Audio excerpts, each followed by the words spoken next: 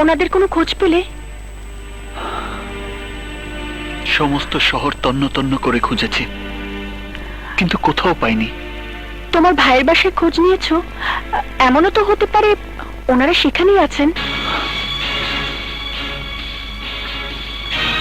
কোথায় যাচ্ছ? ভাইয়ার ওখানে।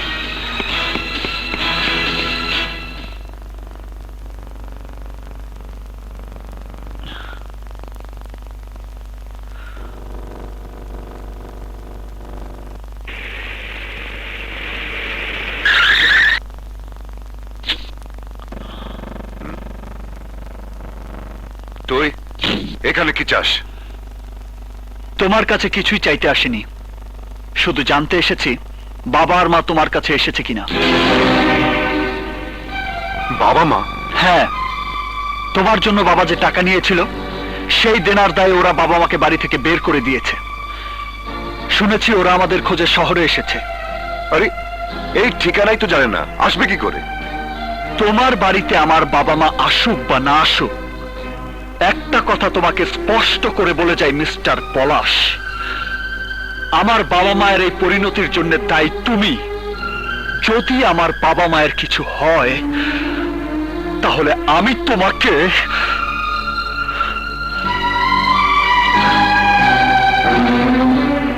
কি ব্যাপার মিলি, পলাশ আসছে না কেন? আসবে আসবে, এখনই চলে আসবে।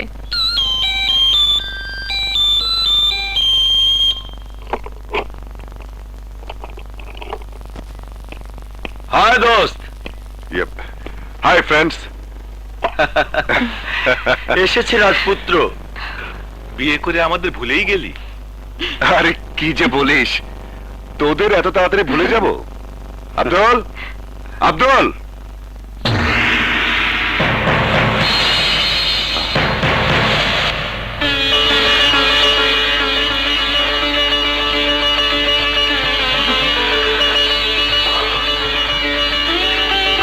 মিলি, ওই মহিলাকে ড্রয়িং রুমে কি করে ঢুকলো?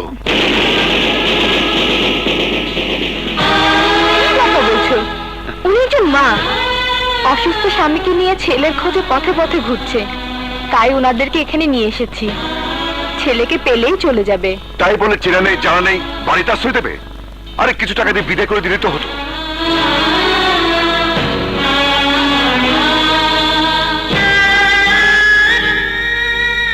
ওনারা মানুষের করুণা চান না, সাহায্যের হাত চান। কাজের বিনিময়ে আমার বাড়িতে থাকতে রাজি হয়েছেন। মা, আপনি ভিতরে যান তো, ওনাদের জন্য চা নাস্তা তৈরি আছে, আপনি নিয়ে আসুন। মিলি, পলাশ ঠিকই বলেছে, এভাবে অপরিচিত লোকদের বাসায় জায়গা দেওয়া। পরে দেখবেন বাড়ির সবকিছু নিয়ে পালিয়ে যাবে। পৃথিবীর সবাইকে একরকম ভাবা উচিত নয় আলতাফ ভাই। মানুষ যদি মানুষের বিপদে এগিয়ে না আসে তাহলে কে আসবে? তোমরা থাকো, আমি আসছি।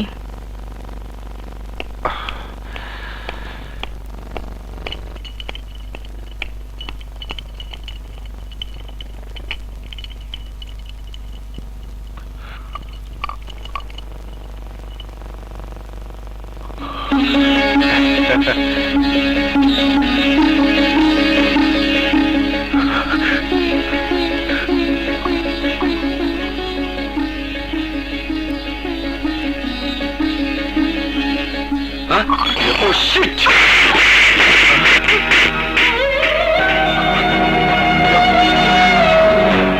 বাবা, মাফ করে দেন বাবা, আমি দেখি নেই বাবা, আমাকে মাফ করে দেন বাবা, মাফ করে দেন, আমি দেখি নেই বাবা।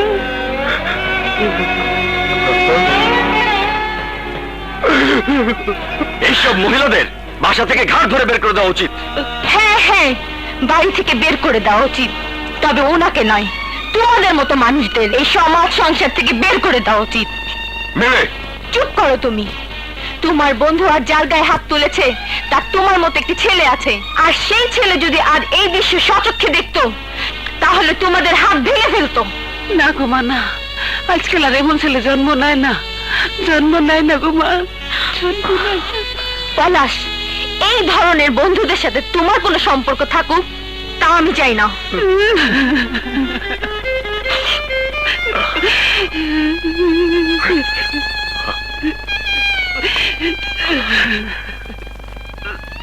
তুমি কাঁদতেছো সালমা? না না, চোখে কি জানি এটা পড়ছে।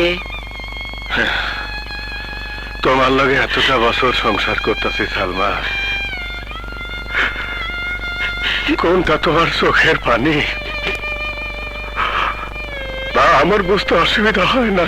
কি কইতেছো তুমি? আমি কান্দুম কেন? তোমার গায়ে হাত তুলছে তোমার ছেলের বন্ধু। আমি নিজের চোখে সে দৃশ্য দেখছি। তোমার গায়ে হাত তোলার পরও তোমার ছেলে চুপচাপ দাঁড়ায় দেখলো, বিন্দু মাত্র প্রতিবাদ করলো না। প্রতিবাদ করলো তোমার ছেলের বউ। ছেলের বউ? আমারে পলাশের বন্ধু চর মারছে, তাতে আমার কোনো দুঃখ নাই, কিন্তু সন্তানেরা পলাশ আমার চিন্তা অস্বীকার করছে। ওগো, এই কষ্ট আমি কি করে সহ্য করব?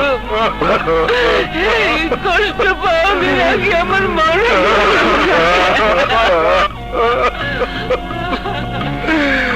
মরণ হয় না শিমুলের লাগা, তোমার ছোট ছেলে শিমুলের লাগা তোমার আমার বাইরে থাকতে হবে সালমা। ওর কাছে যে পাপ করছি সেই পাপের প্রায়শ্চিত্ত না হওয়া পর্যন্ত আমাকে মরণ নাই সালমা।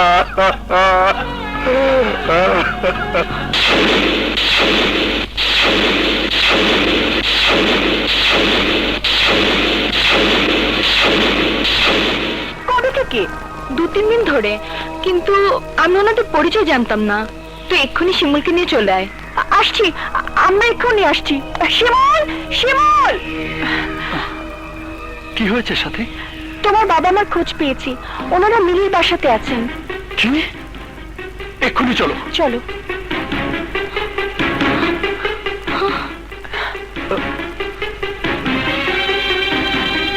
আরে গেল কোথায়? আব্দুল, আব্দুল, আব্দুল! যে আপামনি, এই ঘরে যারা ছিল ওনারা কোথায়? ওনারা দুজন তো চলে গেছে। চলে গেছেন? কোথায় চলে গেছেন? তা তো কিছু পাওয়া যায় নাই, খালি কইছে ওনারা ওনাদের ছেলের খোঁজ পাওয়া গেছে। তুমি যাও। জি আচ্ছা। তোমার শ্বশুর শাশুড়িকে তুমি এই ঘরে রেখেছিলে, এই স্টোর রুমে? হ্যাঁ, কিন্তু আমি তো ওনাদের অসহায় ভেবে আশ্রয় দিয়েছিলাম, শ্বশুর শাশুড়ি ভেবে নয়। অবাক হচ্ছে আমি তোমার ভাইয়ের কথা ভেবে। তাদেরকে দেখে একটি বারের জন্য বললো না ওনারা তোমাদের বাবা মা। ওর বন্ধুরা ওর সামনে তোমার মায়ের গায়ে হাত তুলেছিল, কিন্তু সে কোনো প্রতিবাদই করেনি। কি? আমার মায়ের গায়ে ওর বন্ধুরা হাত তুলেছে? হ্যাঁ, আমি বাধ্য হয়ে প্রতিবাদ করেছি, কিন্তু সে হাত গুটিয়ে দাঁড়িয়েছিল। মিলে মিলে, ওখানে কি হচ্ছে? শিমুল! এসব কি দেখাচ্ছি তোকে? তুই জানিস না, তুই জানিস না কি হচ্ছে? বল আমার বাবা মা কোথায়? ওদের কথা আমি কি করে জানবো? তুই সব জানিস, সব নষ্টের মূলে তুই। তোর কারণে আমার বাবা চুরি করতে বাধ্য হয়েছে, চোরের অপবাদ দিয়ে গ্রাম ছাড়তে হয়েছে আমাকে। তোর কারণে বাবা জোরদারের কাছে বন্দুক রেখেছে নিজের বাপের ভিটা, নিজে না খেয়ে না পড়ে তোর পড়াশোনার খরচ চালিয়েছে বছরের পর বছর। জোরদারের টাকা শোধ করতে পারেনি বলে জোরদার আমার বাবা মাকে গ্রাম থেকে বের করে দিয়েছে। ওরে বেঈমান! আর সেই তুই নিজের মাকে নিজের চোখের সামনে অপমানিত হতে দেখেও কিছুই করিসনি, তাদের দেখে চিনতে অস্বীকার করেছিস। তোর বেঁচে থাকার কোনো অধিকার নেই, তোর বেঁচে থাকার কোনো অধিকার নেই। যা করার পরে করো, আগে তোমার বাবা মাকে খুঁজে বের করতে হবে। এবার হারিয়ে গেলে আর খুঁজে পাবে না। প্লিজ শিমুল, প্লিজ চলো, প্লিজ। শিমুল!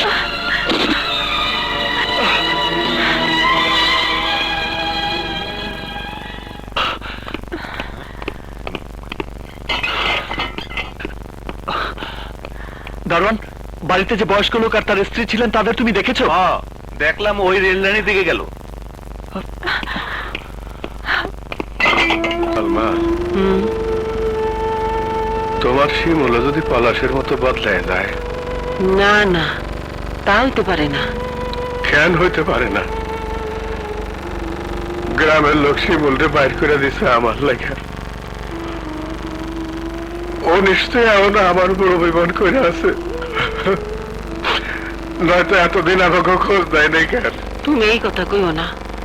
এমনও তো হইতে পারে আমার শিমুল এতদিন অসুস্থ আছিল।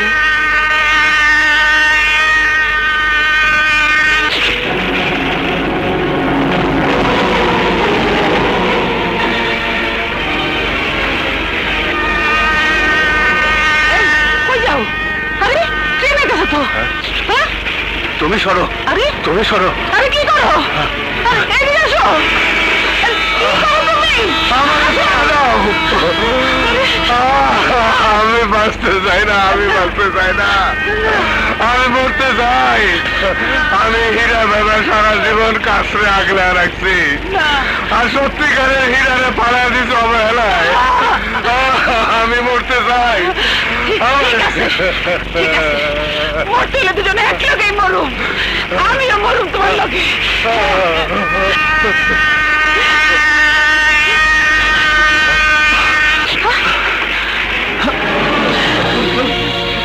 বাবা,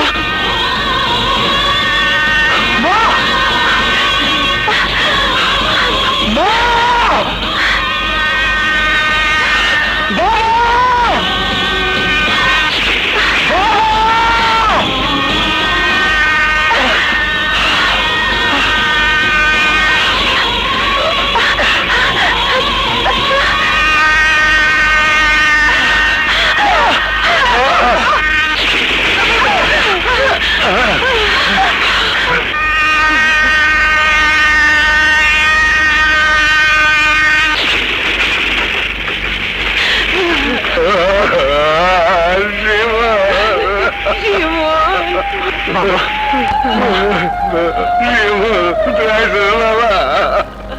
বাবা, পলাশের মতো হস নাই তো বাবা।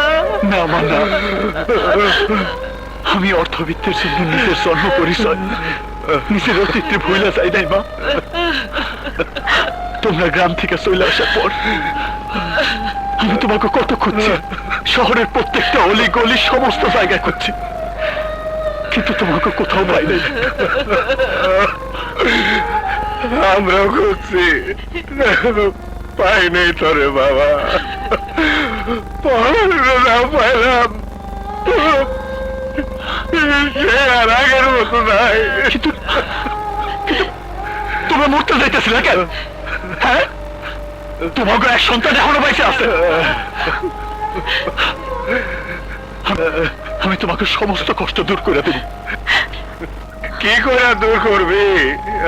আমি যে সব হারায় ফেলাইছি, মান ইজ্জত শেষ, বাপ দাদার ভিটা তো আগেই বেরোবো। আমি আবার সব ফিরে আনুম, সব আবার তোমাকে হইব মা।